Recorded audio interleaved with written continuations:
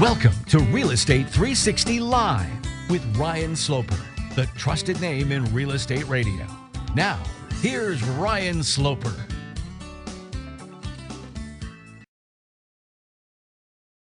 Welcome, everyone, to Real Estate 360 Live. This is our weekly podcast. I'm your host, Ryan Sloper. Joining me today, like every week, is Louis Camerosano.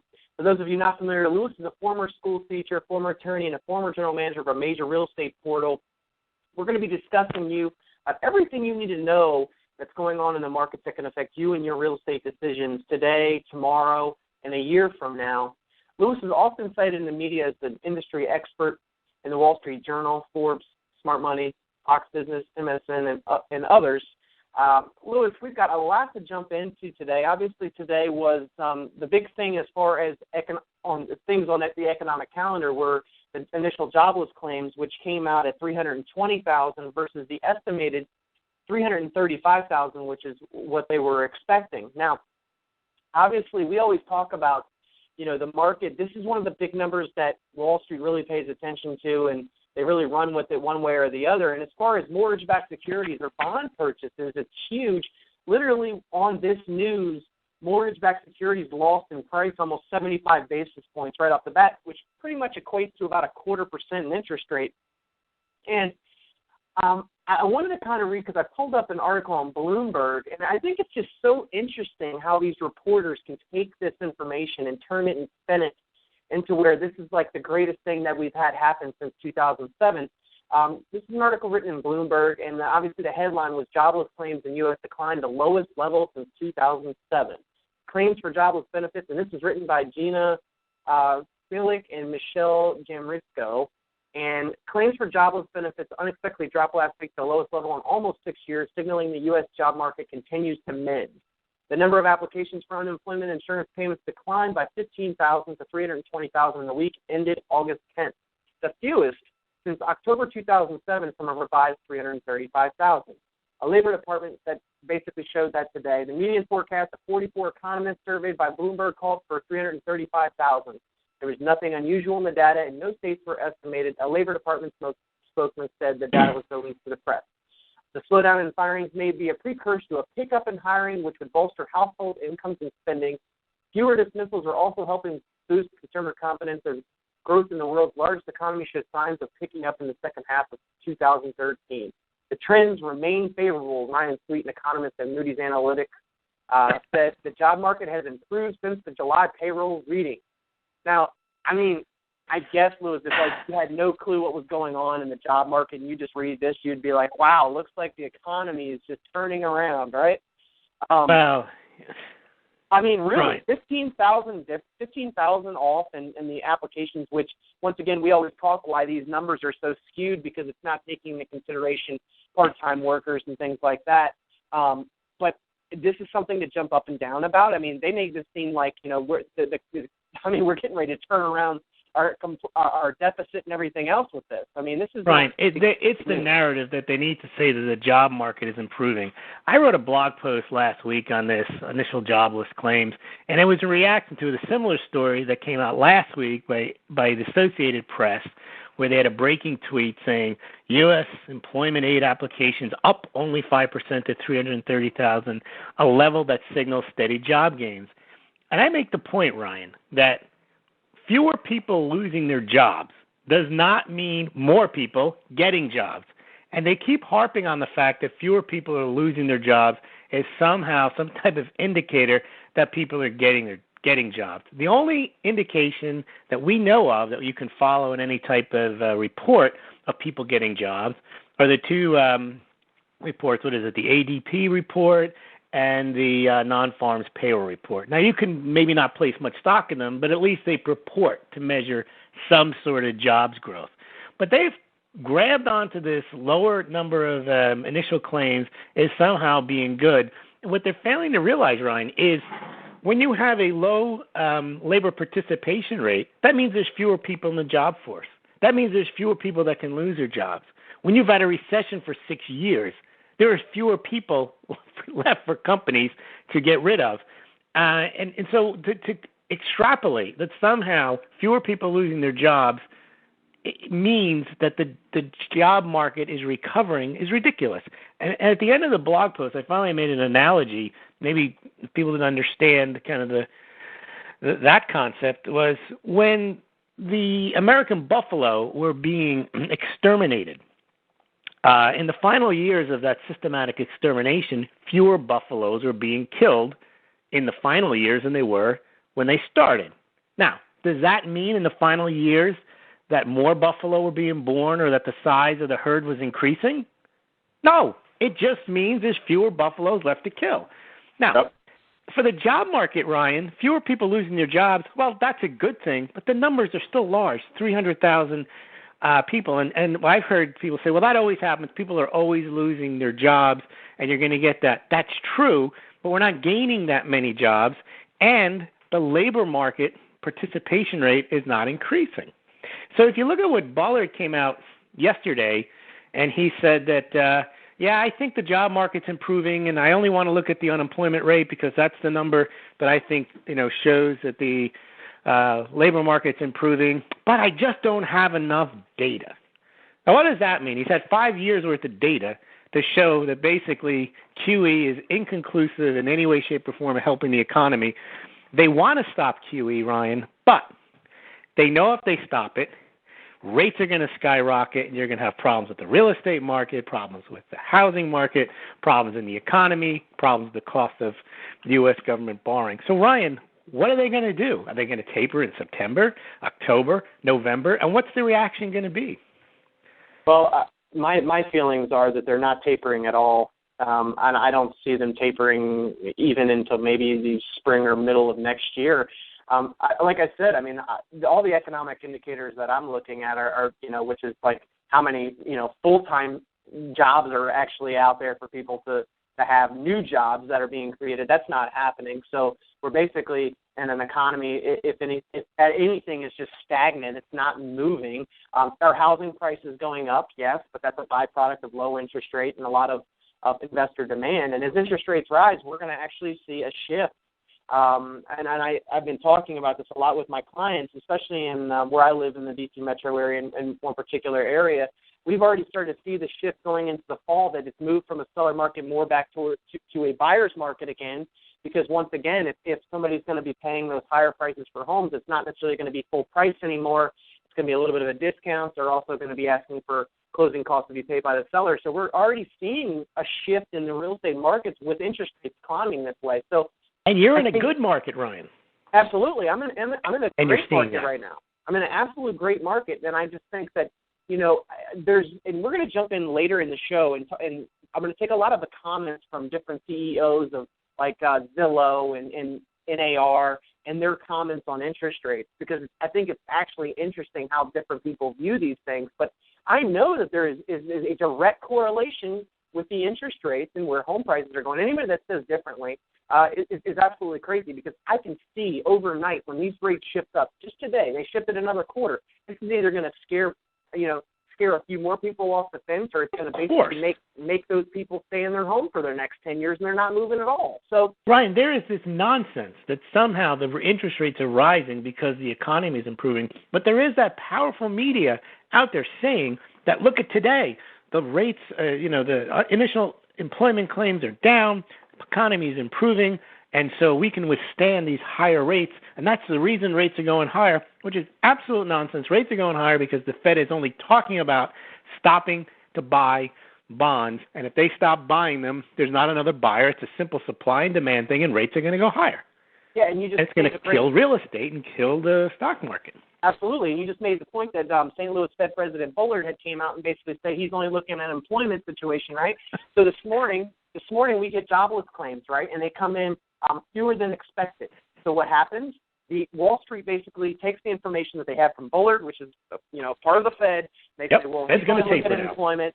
So it looks like they're going to have to taper in September because these employment numbers are getting better. It's the fewest since October 2007. We have to jump up and down. Looks like this is the information that we needed. I guarantee you the closer that we get to September, there's going to be reports that come back out that employment's getting worse again. Because or not employment, some other data point that will mean that tapers back off the table. Today it was We hit our inflation targets. We're doing well with that. I don't know why that's a good thing. And fewer people lost their jobs, so taper on. There'll be another data point later on in the week. At some point, something will happen, and it'll lead people to think there is no taper. Yeah, I mean, don't be surprised. We've seen this back and forth. And what was his name? James Bullard, the Fed president in St. Louis, was worried that, if they don't hit their inflation target, they're going to lose credibility.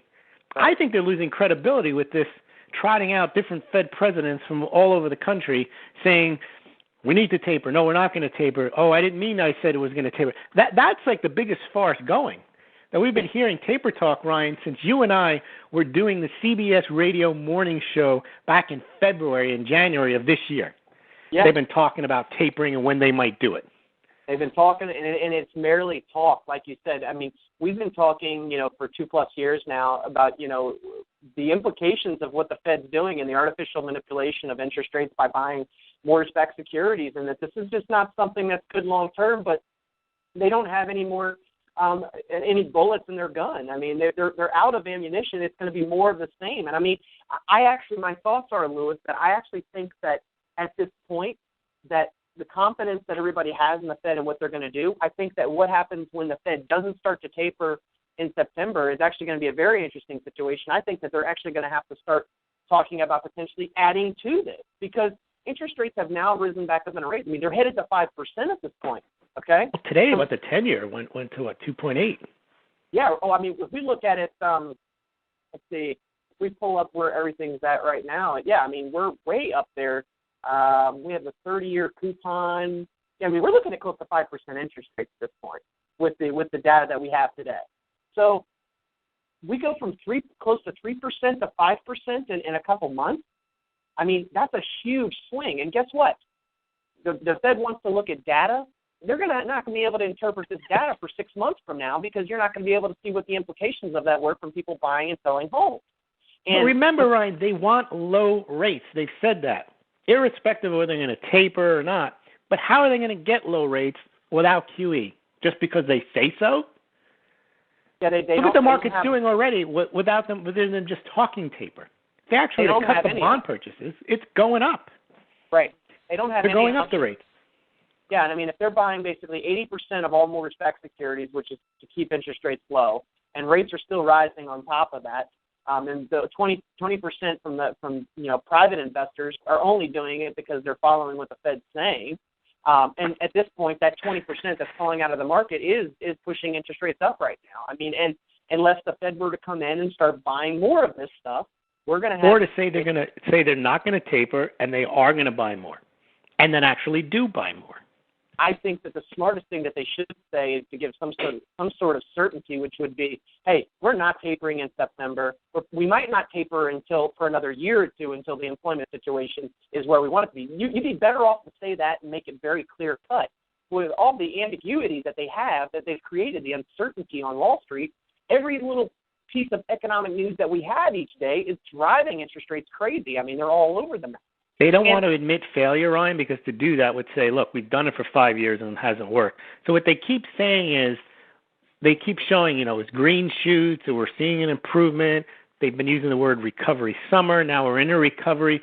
They constantly are pointing to, hey, look, there it is. It's going up, so we can stop.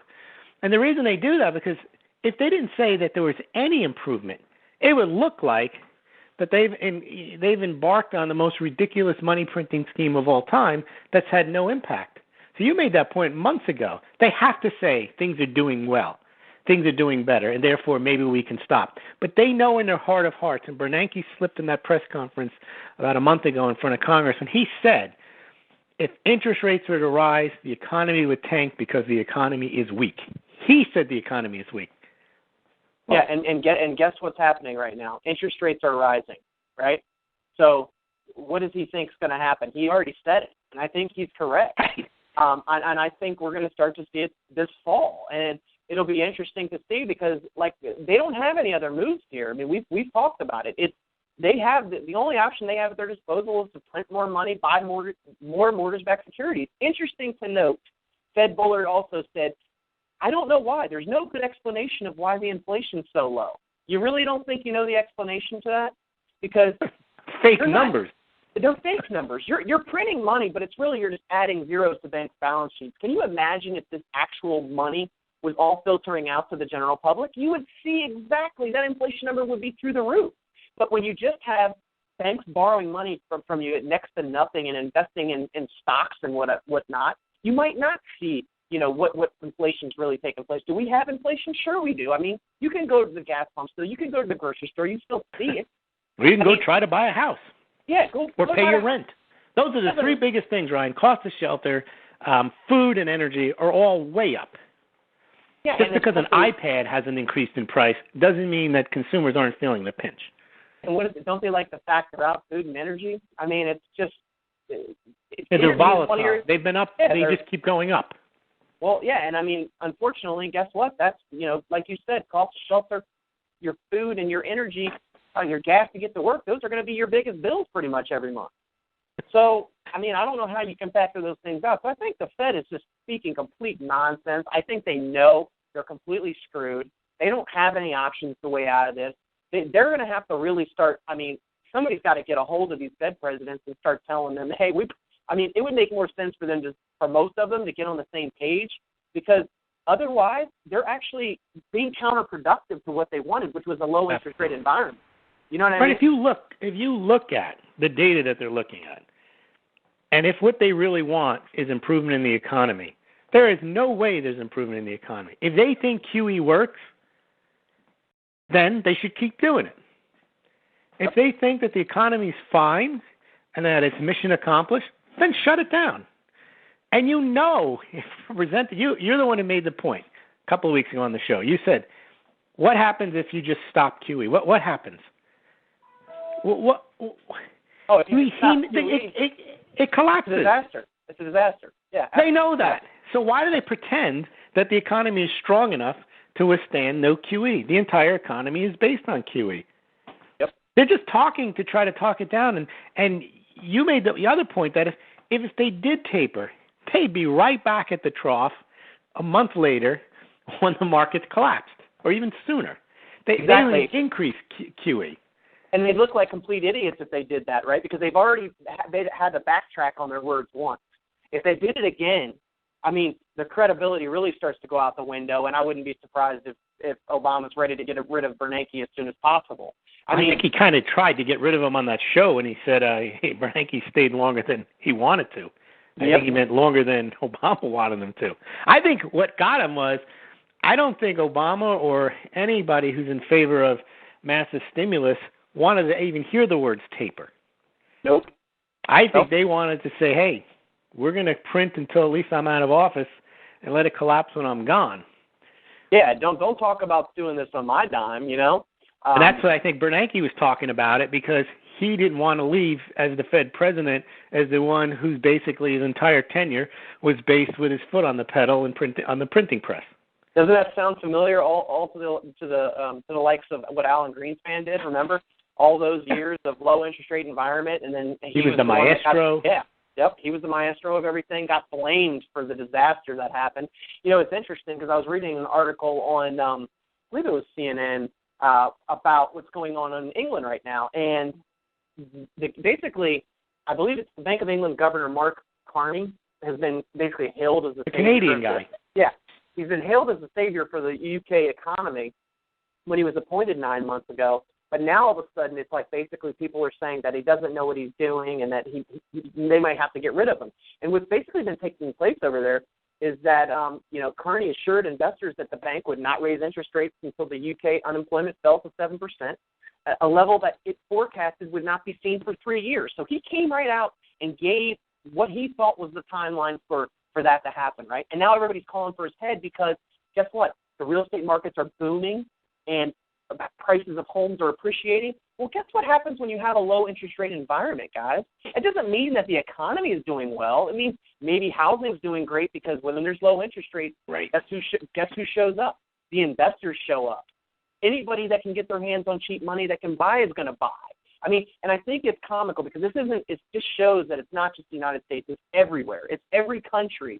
Everybody feels like, hey, well, if you've got rising home prices, that all of a sudden there's this sense that the economy is doing well. You may get some sort of artificial bump in the economy because people are debt driven in most economies, and they're taking out debt to pay for other things, or they're selling their house, taking the cash and doing whatever with it. But this is not things that we should be looking at to say, hey, the economy's turning the corner. If we had 10,000 new jobs were being created each month, full-time positions across the country, we have rising wages. Those are the types of things that you can say, oh, you know what, this economy is turning around. Today, but QE doesn't do that, Ryan, and you've made the point countless times. You always ask me, it's a rhetorical question. You say, Lewis, where would interest rates be without QE? And I always answer, I don't know, but I know they wouldn't be where they are now. And it's the hubris of the central planners that somehow they know where interest rates should be or where they want them to be because they think they can get a result if they somehow can manipulate and override the free market and determine how they're going to make the economy better. Yep. And, you're really they can't do it. It's a perfect segue because I was reading on the KCM blog. They basically had a breakdown of a few people across the country and what their comments on the impact of rising interest rates are. And the first one was from Zillow. He's a senior economist, Dr. Goodell, and he says that as long as mortgage interest rates don't rise too far and too fast, most markets should be able to absorb these changing dynamics while still remaining healthy. That's an interesting comment because I don't think that can happen. I think that wishful thinking. Yeah, I think that what's going on, we've already gone too far too fast, and now they're trying to correct again. You can't have prices of homes increase 20% in 1 year and then just raise interest rates up 2% and then hope that everything is going to be fine. And not have any contemporary job, wage, or productivity gains. Absolutely. So if you have those, you can increase rates, you can increase prices because people are producing, working, earning. If they're doing none of the three, you can't raise prices and rates. Nope. And so that just basically shrinks the pool of buyers that are out there that are willing and able to buy those homes. So if they can't, then prices naturally have to fall back down. You're going to start to see where you were getting full price offers, they're now going to start to be below full price offers and with closing costs. And if we start to look at the trends over the next 6 months through the fall and the winter, I guarantee you that in most of these regions we're going to see that prices are falling again. And then, but unfortunately, Ryan, they'll show the Case-Shiller number will come out in like October, which will include the May and June numbers, and everybody will say, see, things are still doing well. They won't realize that data is so old and accept the reality of the current market, which is prices are not going higher anymore. Yep, and then we'll talk next spring when we can actually analyze all the data that we've had from this point moving forward, where we now have interest rates close to 5%. And I promise, like I was telling you before, Lewis, I've now seen that influx in the people that want ARMs all over again. I'm getting asked all day long, what's the 5-year ARM? What's the 7-year ARM? What are those interest rates again?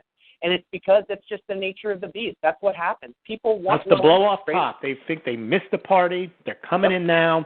They're not going to miss the party, and they're going to get burned because the home prices will stop appreciating the minute they buy, but yet interest rates will rise, and they'll be stuck with that ARM, and they'll have to pay higher interest on an asset that's going down.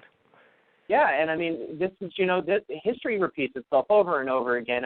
It didn't take a rocket science to figure out that this is where things were headed. Fannie Mae, Doug Duncan, the senior vice president and chief economist at Fannie Mae, his comments were ridiculous to me. Consumers have taken the interest rate rise in stride. Expectations for continued improvement and housing persist, and sentiment toward the current buying and selling environment is back on track from its dip last month. These results are consistent with our own analysis of previous housing cycles, which find that interest rates and home prices are not strongly correlated. Are you crazy? Are you crazy? You know what I mean? Like, how can you tell me there is not a strong correlation between interest rates and home prices? Ryan, you and I are in the business. These people are in the business. But I guess what they fail to realize is just because you're in the business doesn't mean you throw objectivity out the window. Doesn't mean you cheerlead every last piece of data interpreted to mean, rising interest rates, no problem. Housing recovery, still going strong. That's what you're hearing. They have a vested interest as if their opinion can change reality. Yeah, and it's like it's just continue to turn a blind eye to what's actually going on. Continue the cheerleading because everybody will follow like a herd of sheep, right? And I kept reading, and so there's more. The National Association of Realtors chief economist Lawrence Yun, he says affordability conditions remain favorable in most of the country, and we're still dealing with a large pent-up demand. However, higher mortgage interest rates will bite into high-cost regions of California, Hawaii, and the New York City metro area market. Now, he's getting a little bit more practical about things here because he's saying in most of the country. So there's going to be certain areas where I think that things will still be fine. I mean, for areas that have had just gradual improvement in price appreciation, meaning only like 1 to 2% year over year, those areas to me are going to be fine. In the metro areas are going to be the big deal because once again, New York City, D.C., we have such huge increases in prices, some 20, 30% in some areas, that naturally these home prices are going to have to come back down because interest rates cannot go up by that amount. And don't think that every single investor and person out there is going to take an adjustable rate mortgage to be able to buy those homes. It's just not going to happen. That's right. That especially given the people's history with those. And not to mention, do you think that the lender is not going to look at those adjustable rate mortgages and scrutinize them a little bit more? Do you think the guidelines are going to be a little bit tighter when it comes to debt-to-income ratios and things like that? Of course they are. That's true. They're not even going to be as available even if people are foolish enough to try to go and get them. They'll be available to people that are very, very well qualified, but not to people that aren't. So, I mean, basically what I'm telling you is if your credit score is not, 720, 740 plus, it's going to be difficult for you to get these loans. Hey, Ryan, what just came in was the industrial production, which was flat. Well, that's a better telling indicator of the economy. So there's your taper back off again. In other words, if the economy isn't growing, forget the job numbers. Let's focus on that. Or let's focus on Macy's, Kohl's, and Walmart missing their numbers, which means the consumers aren't spending enough. And not to mention, Cisco came out this morning and said that they plan to lay off people, essentially. There you go. So there's always conflicting data. There's always conflicting data all over the place. And you know what I mean? If we ever see the data line up, across the board, we should probably be worried, right? Because it never does. It's never, across the board, the data and the Bureau of Labor. Well, it is. Right now it's all bad. It's just that the interpretations, we know what the stock interpretations are to make the bad data good. Yes, that's exactly what it is. I was going to keep going. We got the Trulia chief economist. If you were worried about a housing bubble, July's asking price slowdown will probably be the best news you've heard this year. The asking home price slowdown in July could be the start of return to normal price gains.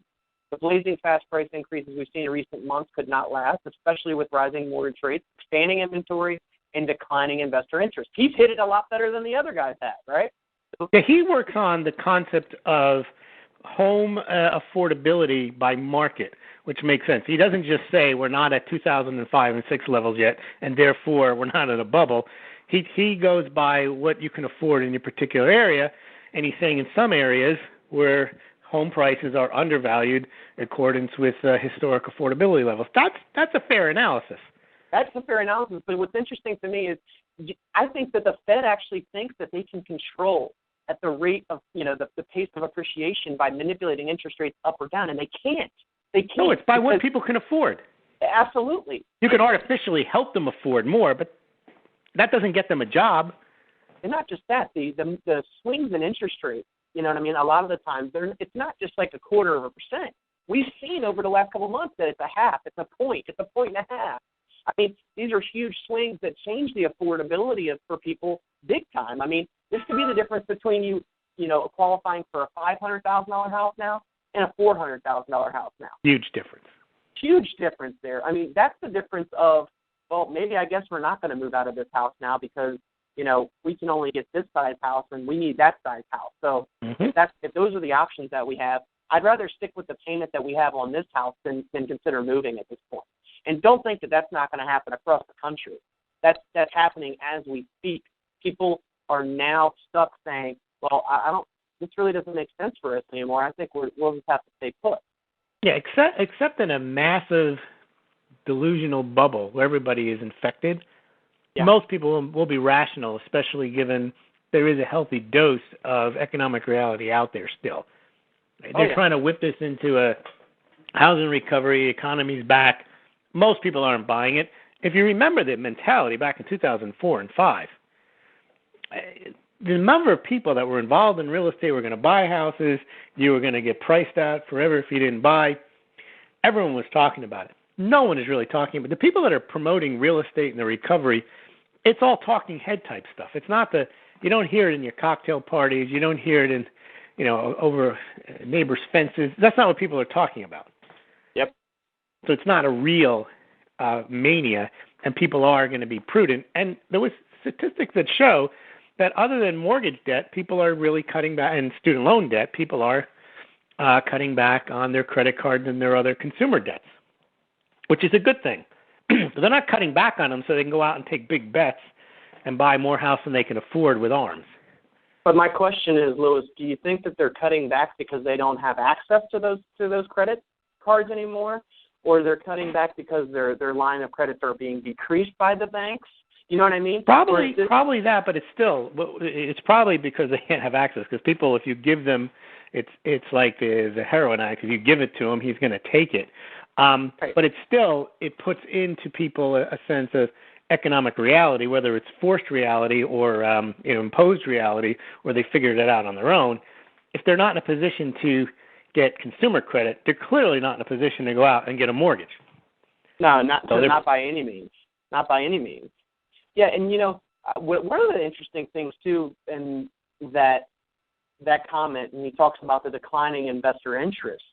Obviously, when we have rising mortgage rates, it's not their cash flow scenario. When you're buying real estate as an investment, you're looking to rent properties out. You're looking at what your cap rates are going to be and what your returns going to be on renting those properties out. And the more that these interest rates rise, the less then it makes sense for them to do anything, right? So and you can't get blood out of a stone. You can't raise the rents if people don't have the money to pay. Right, and if we know that almost a third of all the transactions out there have been cash lately, and now we have all these rising interest rates and everything else, I really going to think that we're going to see some major it's so much investor saturation right now. We're going to see a major pullback just because of that, not just because of the interest rates. That's almost the reason why we had the increase. So you're absolutely right. Why wouldn't you have a pullback overall if they were driving the recovery in the first place? If they pull back the investors. Yeah. And so now we're no longer going to see as much of it because it doesn't make as much sense. They can't make the returns that they want, so they'll start to pull back from that.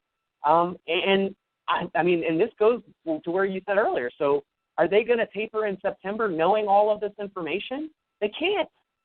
No, and Ryan, remember I think it was our first show when we resumed the show, I had mentioned if they can't come up with valid economic data to continue, something will happen, and I mentioned Egypt. Well, look what's happening now in Egypt. The president's going to make a statement in the next half an hour. Who knows what they're going to do with Egypt? Who knows how that's going to impact what goes on in the world and oil prices and so on. They may just decide we can't do it, unexpected, oil prices are too high, the economy couldn't withstand it, and they have another excuse.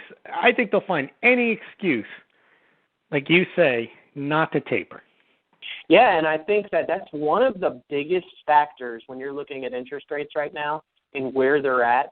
I believe it was it Europe's GDP that came in a little bit better than expected. 2.3%. So now they're saying the recession is over. Yeah, but you know what that is? That's a margin error. It's a margin thing there, but when you look at what interest rates did based upon that information the other day, and our interest rates here got worse. So how we always talk about, it seems like the rest of the world is in worse shape than we are, and that's really the only reason why rates aren't rising faster than what they are. That's the truth. And, I think that if we get any positive news out of other countries, China, Japan, and Europe, if so much stuff is getting better over there, then we would be in much worse shape over here. Because sure, but you're not going to get that out of Japan, and you probably won't get it out of China for a different reason. China, they expect mega growth, and it's slowing. And Japan, I don't know what you raised it last week. I don't know what they think they're doing. They're going to have a debt to GDP ratio over 300% soon, and then they have taxing on consumption. I don't know what they think they're doing. I don't think that's going to work. Well, it seems, and I've just been following a lot of these stories in a lot of countries, and they are all struggling. There's a lot of stuff that's going going very bad. I don't know if you saw the 60 Minutes special this past Sunday, Louis, but they did a story on China and how there's all these cities and towns that have been built up, but they're basically the suburbs. They're vacant, right. They're vacant. They're ghost towns, right? But they're actually, these buildings have been bought. There's people that actually own them, but there's just nobody that lives in them. Because what happened is that these people weren't making any money in any of the investments they were doing. So they were allowed to buy, China allows you to buy like one house or condo, whatever it may be, in a city. And I guess you can go to different cities and buy more. But so they're dumping all of their money, all of their retirement, all their family money that they've ever made into all of this real estate that nobody even lives in. What do you think is going to happen down the road with that? Their money's going to be completely wiped out. Of course, they're we not going to have keep anything. Building ghost cities. I mean, I was astounded that was something that could actually be real. You know what I mean? Like you would build these towns and nobody would actually live in them. And yeah, we had the work projects in the 30s where people dug ditches and filled them back up. This is actual real construction that no one actually utilizes. Yeah, I mean, we're talking on about a mega scale, too. Mega scales. We're talking about billions and billions and billions of dollars. I mean, these are nice, massive buildings. I mean, they look like beautiful little towns, but there's nobody in them. They walk through the mall, and they had built a mall, and they had all these signs up of like Kentucky Fried Chicken and Nike and all these stores, but they were just banner ads for potential of who could move in there. They weren't really going there. You know what I mean? But the infrastructure itself was already set up. So, I mean, where that's headed. That's headed for utter disaster in China. So, right. They didn't build that because the population is going to move into those cities. They actually have the one-child policy, so their population growth is relatively under control. Those cities were built purely to create false economic activity. Yeah. I mean, because really, and what happens when the buildings stop? Like it stops now. They basically said that a lot of these... it's not sustainable. There's no people working there. There's no people continuing to maintain them. There's no people going to jobs to or from there. That's the problem with the artificial stimulation of an economy is once you pull the stimulus back, if there's nothing there real to begin with, it ends. So, for example, in the housing recovery, people moving in and out of houses produces precious little economic activity. I'm not talking about new houses, just people moving in and out. There's very little economic activity that's sustainable from that process, that moving in and out. So once people stop moving in and out, then the money stops flowing. The appreciation stops. Then there's nothing left. You haven't created a productive capacity. You haven't created any infrastructure. You haven't created anything other than the activity at the time you were stimulating. And that's similar to when you build those buildings. If they don't, then those buildings would have been built if the market required them to be built. And they would have grown up around normal market dictates, and people would have moved into them. Production would have occurred on the rate at which it would have occurred if it was required or required by the market. But when you have the central planners or the government push economic activity, and then hope that when they stop pushing it, it continues, doesn't happen. Yeah. Yeah, and I mean... That's where we are now, and that's why if you cut QE, all the economic activity, all the growth that we've had has been solely because of QE, and it's been in the stock market and the real estate. Yep. And if you pull that back, that growth goes away. Artificial growth. You have nothing left. Yep. Right. Yeah, and I mean, and this is exactly, I mean, we talked on it earlier, but I don't see any way that under President Obama's dime that he's going to allow for us to completely collapse, which basically means that I can see them continuing the stimulus, increasing the stimulus, doing anything but tapering the stimulus. You can't blame Bush then, in 2014 or 15 if the economy collapses when you've claimed that you've created a recovery. We've got work to do. That's the words of the president. If the Fed doesn't become a willing, I don't want to say co-conspirator, but the Fed doesn't cooperate with the plan to keep the economy moving. And remember, Keynesians, they don't care where the money comes from. As long as it ends up in the hands where they want it, they're happy. And, what the president wants is for there to be middle class and a safety net. being taken care of. Now, I don't know Right. how QE does that, but it gives the illusion that things are getting better. I guess the way it does it is if people are living in homes and they're appreciating, they feel better. If they get back from underwater, there's a large swath of the population that has that situation. Yep. So I guess that's where, pulling back the QE would all of a sudden make people feel their portfolios are lower and their 401ks and their housing prices have gone down. But Well, that's what will happen when you pull it. In the president's case, people getting back to, above water or wherever, that would give people hope, correct? That Correct. things are turning around in his words. But interesting, though, what do you think the president thinks now? He came out and made these comments about getting rid of Freddie and Fannie.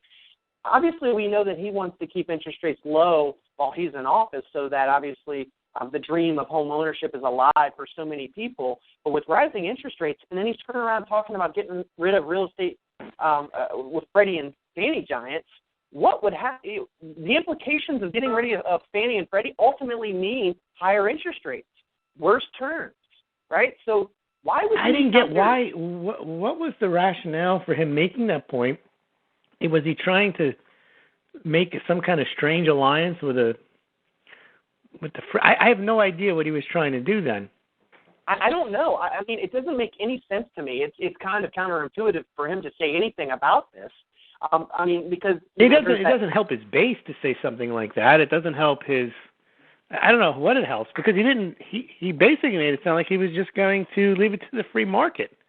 He's going to leave it to the free market. So let's talk about, okay, this is a good topic. So what happens if Fannie and Freddie just disappeared? Basically, they're taking up, the past several years, they've been involved in about 90% of all the new mortgage originations, right? So let's just say that Obama says, you know what, we're going to get rid of Fannie and Freddie. We'll let the free market take it and do whatever they want with it. Okay, well, right off the bat, we know immediately it means higher interest rates without them, and probably a half a point higher than where we're at now, immediately, just by eliminating them. Because the private market is going to require a higher interest rate in order for them, the more they can't sure. Be bought. Fannie and Freddie subsidize the market. Yep.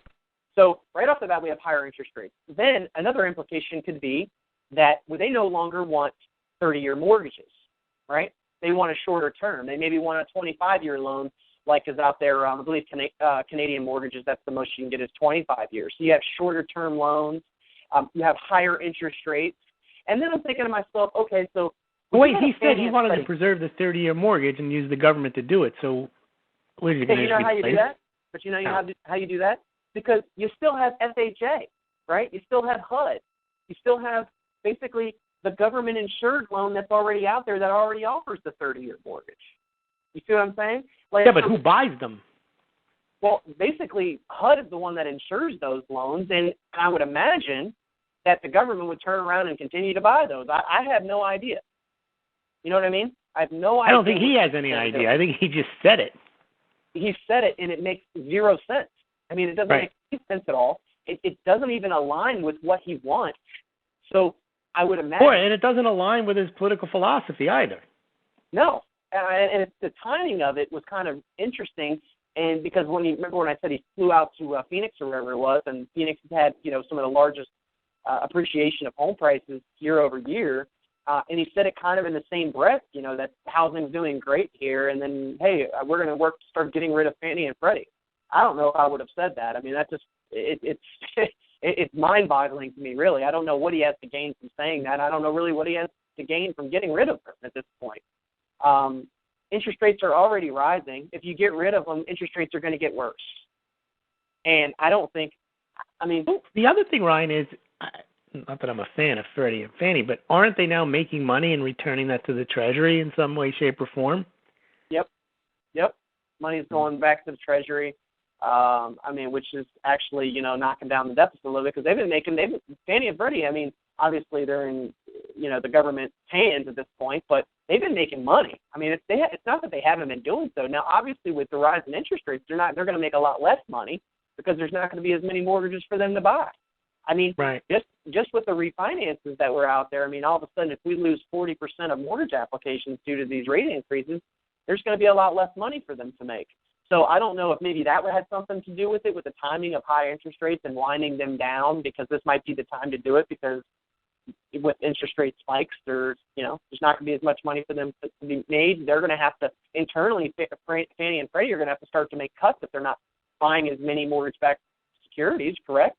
I mean, that's what would happen. I'm befuddled. I can't even come up with a rationale for it, because unless you have a plan behind the unwinding and how that's going to work, why throw that into the... And people aren't... That's not even a popular political position that people are saying we better shut those guys down.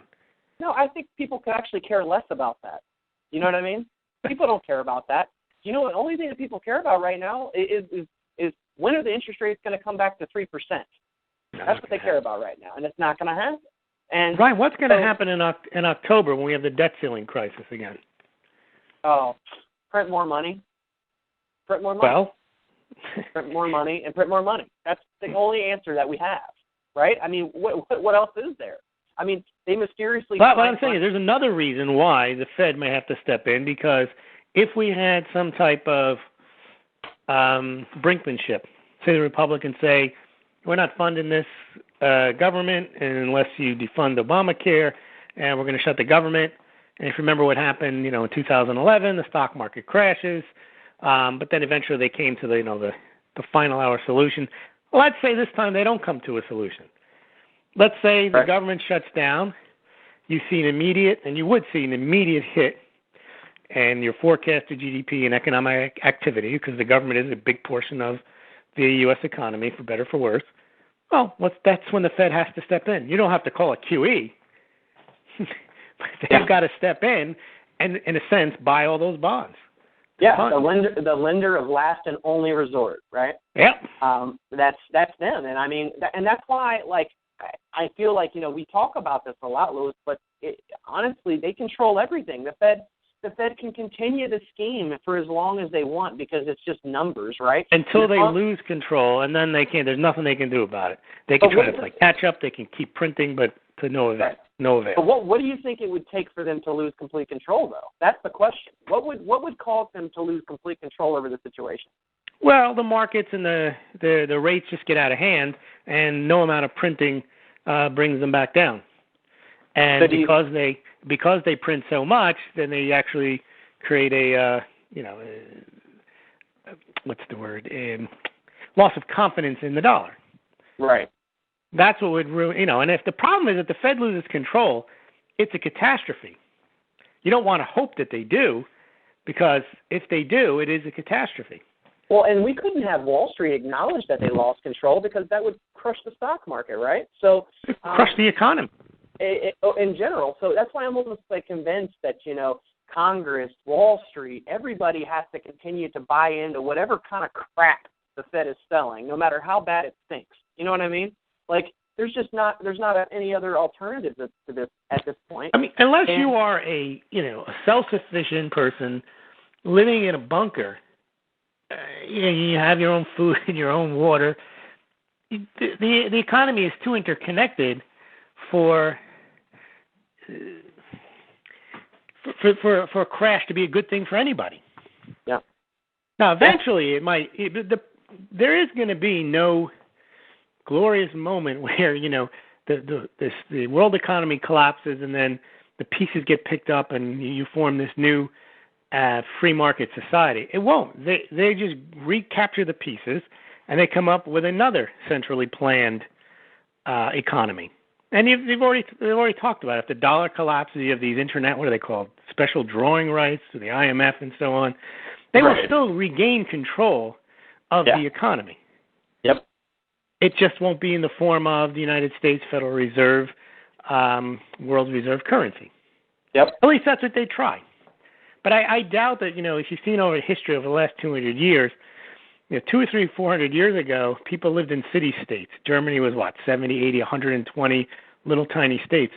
The rise of, and then the countries, Germany joined with East Germany, and then Europe joined into one monolithic unit. The United States, same thing. You had 13 colonies. They joined into one. The last 200 years, the drive towards centralization has been monstrous. So now you have, the North American Trade Union, you've got Canada, the United States effectively, and Mexico is one block. Then you have Europe, you have China. So that's not going to go away. Right. It's not. Everyone's going to be like Hong Kong and Singapore. Those are anomalies, and Hong Kong isn't even its own state; it's part of China. Singapore is, Singapore is a good example of how well an independent city-state does, though. Yeah, it's very true. It's interesting because you can tell within the United States. I mean, these states, most states are not doing that well. Their budgets are upside down. But they're connected to the rest of the United States economy, even for purpose of paying their state unemployment. I mean, they're not independent states in the sense that they march they do whatever they want. If they put medical marijuana on the ballot, the feds can come in and say you can't do that because it violates federal law. So you have these larger entities controlling the smaller ones with some type of lip service to their sovereignty, but you really don't have it. The states don't have the type of power that the national countries and the regional blocs have. Well, look at Greece. Greek didn't have couldn't control its own destiny. Yeah, it was subject to what the EU told it to do.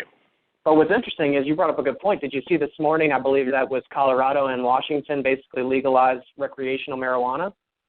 No, I didn't see that. Yeah, and if stuff like that starts to happen, that is the states basically, basically turning their head away from the federal government. I mean, because they're already talking. Well, what are they going to do about that? Because they're already slated in I want to say 3 or 4 months for them to be able to open up recreational use. That's a money play though. They need money. It is for them, but you know what the federal government does? Then they cut their highway funding or something, and then they withdraw it, or they just come in and tell them, I don't care what state law you pass, we're shutting down these marijuana dispensaries like they did in California. Yeah. See, the federal government is more powerful than the state governments because that's where all the money is. If you think about the purse, how much money do you pay to your state government? No more than 10% income tax, but you pay up to 40-50% of income to the federal government, so they have all the money. And then what your congressman has to do, or your senator, or mostly your congressman, he has to go to Washington and try to get some of it back. Well, good luck with that. So basically what you're telling me, it goes back to the old adage that money controls everything, correct? And the federal government controls not only the money that they take from you in the form of income taxes, they can print up more. Yeah. And because states don't have their own legal tender, you can't create their own money. The federal government can always outpower you with cash. Yeah. Yeah. I'd love to have that printing press in my house, wouldn't you? It's the greatest. The people who get that money first, it is truly receiving 100% of the value. Yeah, yeah, and it's not being passed down to anybody else, really. Nope. It's just sitting there. Liz, we're coming up on the show, but I did want to give our credit tip of the week like we do every week. For this week, I've had a lot of questions about how long do credit challenges take. So basically people that are trying to get negative information off their credit report. So if you file a dispute with the credit bureaus, they have 30 days to complete their investigation. Essentially, once you send it in and you're disputing an item, they have basically 30 days to do that. Now, if you file a dispute with the credit bureaus and then provide supplemental information, you'll have basically provided them with an additional 15 days on top of that 30 days for about 45 days total. If you file a dispute with the credit bureaus and the dispute happens to fall under the credit bureau's policies regarding non-investigation changes, then your credit report can be updated or corrected within only a few days. For an example, if you wanted to modify an address or have an authorized user credit card account removed, the credit bureaus could make that change without needing the third-party verification, which would skip that 30 to 45-day process. So you can get things looked at and done very quickly. Now, if you don't notify the credit bureaus about negative information on your credit report, obviously it's never going to get corrected because it's in their best interest to report negative information as long as possible, which keeps your credit score down, which makes you have higher interest rates. That's what the game is for them. And also, the Fair Credit Reporting Act allows the credit bureaus to ignore your request for an investigation if they deem it to be frivolous, which means that if you send a letter in to the bureau saying that I dispute every single thing on my credit report, they don't have to pay attention to it because they can say that it's basically frivolous. or if you're disputing the same item over and over again, but not giving them new information regarding the account of why that it's not accurate or verifiable, then once again, they don't have to pay attention to it. So, when you're looking at getting an item removed, like let's just say that it's an old collection that you have, I can tell you right now the worst thing that you can do is pay that thing off and send them the money and then just have them update the report that says, okay, this account is now paid in full. It's still going to show that there was a collection there, right? The best thing to do is I would recommend hiring a credit repair company to represent you first off, so that because there's typically attorneys that are backing them. They're probably a lot better in writing their letters than you are in most cases. Not all the time, but in most cases to get the outcome that you want. But you write a letter or you contact the actual creditor. You don't contact the credit bureaus yet. You contact the actual collection agency, creditor, whoever it may be, and say, hey, I know I owe you this month, but I want to get a letter for deletion. Now, if you call up, you're on your own and you try to get this, you might not get it. They might just say, no, we'll take your money and we'll show it as paid, but we're not going to get you the letter for deletion. If you use a company like the Credit Pros, chances are, I would say, 80-90% of the time, you're probably going to get it with them. So then you're going to have a letter of deletion that you can then provide to your lender or to the credit bureaus to get them to do basically a rapid rescore. They can remove it because now they've got the documentation to do that. Now, if you're in the middle of a loan and you need this done, they have means to do a rapid rescore, which would allow that to be rescored within, probably 48 hours if you provide them the documentation. However, if you're not needing a loan and you want to get this, then you're going to still have to go the same route, which is you're still going to have to file that dispute. You have the documentation, so you file the dispute, and pretty much 30 to 45 days later, you will have that item completely deleted off your report for the rest of time. What is the impact on your credit score when that happens? Well, it's hard to say because it's hard to say how much derogatory stuff they actually have on the report, Louis. You know what I mean? Mm-hmm. If it's just one item, it could be 30, 40, 50, 60, 70 points. You know what I mean? Literally, because there's a lot of the formula plays into how recent something is, right? Or when was the last time it was updated? Because let's say you had a collection, Louis, from back 10 years ago, but it hadn't reported in 10 years, and all of a sudden it reports again today. You're going to get dinged again today because it just updated. Oh. You know what I mean? So people think that just because stuff is old and it's sitting on your report that it's not really hurting you. I guarantee you it could, because there's no stopping them selling it to another collection agency, and then all of a sudden they adjust the tapes again, and now it's reporting late. So the smartest thing you can do is to obviously check your credit every 6 months, at least once a year. Check to make sure everything on there is yours, down to the addresses, your name, your social, and get the things fixed that aren't accurate. I mean, it's important. With names and socials and all that, a lot of things being similar, they merge these files if they have common addresses or common names, and a lot of the time stuff's not even yours. Now, do the credit bureaus care about this? Obviously not. They just paid out a lawsuit for over $18 million. But I think that you should care about it, because ultimately it's going to help you get better interest rates on your mortgage, on your car loan, credit cards, whatever it may be. And if you'd like some help, like I said, I'd be glad to put you in touch with the company that we use to get over the hundreds of people have done the same thing that I've sent them, and I'd be glad to take care of you. Guys, we're coming up on the end of this week's show. Louis, I want to thank you again for coming on. Thank you. Valuable as always. Can you tell people where they can go if they're trying to get in contact with you, please? Sure. You can go to the smallgold.com website, SMAULGLD, where I have almost daily commentary on real estate and economics. And if you click on the About section, you can contact me through Gmail or through phone calls. I do real estate consulting and help real estate agents and brokers source pay-per-click and advertising, and also I do website reviews for real estate agents, help them with their marketing. So if you go to smallgold.com, you can check that out. Awesome. Thanks, Louis. I appreciate your time. Thank you, Ryan. Thank you guys for tuning in. We'll be back again next week. If you guys have any questions for me, in the meantime, website is realestate360live.com. It's realestate360live.com. We've been making some changes to the website. I'm trying to make it a little bit more user-friendly. Or you can reach out to us at the 800 number. It's 877-245-2030. Have a great week, guys.